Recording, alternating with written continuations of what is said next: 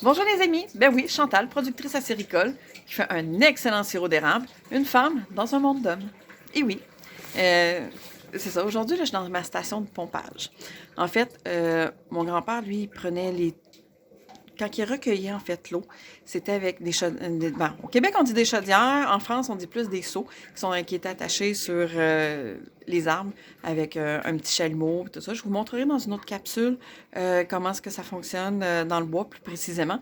Et peut-être une capsule aussi où ce que je vais pouvoir vous montrer un petit peu à quoi ça ressemblait des chaudières dans le temps de mon grand-père. Toute l'époque où ce que mon grand-père allait avec le cheval, recueillir dans le bois, charger ça dans un tonneau, faire tout ça à main qu'on appelle, là, tu sais, vraiment prendre la chaudière, vider ça, ramener ça à la cabane. Ça a tout été remplacé par ça, tout simplement. Fait qu'au lieu d'avoir... Moi, mon grand-père, il allait avec tous mes oncles, des amis, même quand j'étais petite, j'y allais avec eux autres. On y allait une gang. En tout cas, ça prenait beaucoup de monde, beaucoup de bras. C'était dur, c'était physique. C'était vraiment quelque chose de difficile. Aujourd'hui, vous voyez, mais au lieu de recueillir directement à la main, vider ça dans un bac, ramener ça, ça se fait tout seul par système de tubulure et de vacuum. Fait que la tubulure, là, je vais vous montrer un petit peu à quoi ressemble la tubulure ici, directement. Faut que je fasse attention, il y a un petit peu de glace, là. La tubulure arrive toute là. 5000 en taille, en fait, qui arrive toute ici. Toute l'eau des 5000 en taille arrive là. Et elle va tomber ici dans le bac. Bon, là, je vais juste faire attention pour être sûr de ne pas tomber. Parce que, oui, il a mouillé dans les derniers jours, alors ça fait un petit peu de glace à l'entrée de la station de pompage.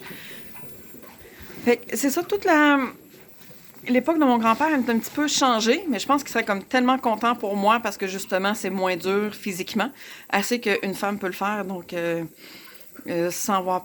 J'ai pas besoin d'avoir autant de personnel que lui en avait aussi, et c'est ça. Fait que, tu sais, vraiment, tout arrive ici, et ensuite, tout est pompé par des tuyaux qui sont dans la terre. En fait, ils sont dans la terre, c'est pour garder la fraîcheur de l'eau, parce que les bactéries aiment ça quand c'est sucré et chaud. L'eau d'érable est sucrée. J'ai pas vraiment de contrôle là-dessus, mais je peux contrôler un peu plus la fraîcheur. Donc, tous les tuyaux ont été enterrés pour garder la fraîcheur de la terre. Qu'on appelle ça de la géothermie un peu, là. Fait que c'est ça. Fait que tout est par vacuum et tiré directement à la cabane à sucre. Et ensuite, c'est là qu'on va traiter l'eau. Comme vous voyez, faut quand même que je vienne vérifier de temps en temps dans le bois pour être sûr que ça gèle pas.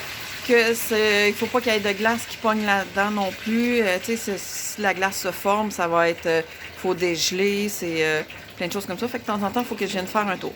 Donc, autant que mon grand-père devait partir très tôt le matin, avant que le soleil se lève, que moi, maintenant, j'ai le temps de me lever, prendre mon café, je vais partir mes vacuums à la maison. Je pars ça, je viens faire un petit tour au bois. J'ai pas besoin de faire le tour de la terre au grand complet. Fait que c'est vraiment une qualité de vie qui est vraiment différente de celle de mon grand-père. Mais... je suis sûre qu'il serait content pour moi. Et que même que je suis certaine qu'il me voit d'en haut et qu'il se dit « Je suis content qu'elle aille ça. J'aurais donc dû aimer avoir ça à mon époque. » Je suis certaine qu'il doit se dire ça en me regardant d'en haut. Donc, ben ça, c'est la station de pompage ici. Je vais pouvoir vous montrer un peu plus tard là, la tubulure directement dans le bois. Fait que si vous avez l'occasion d'aller dans une cabane à sucre, profitez-en. C'est tellement agréable. C'est en contact avec la nature directement.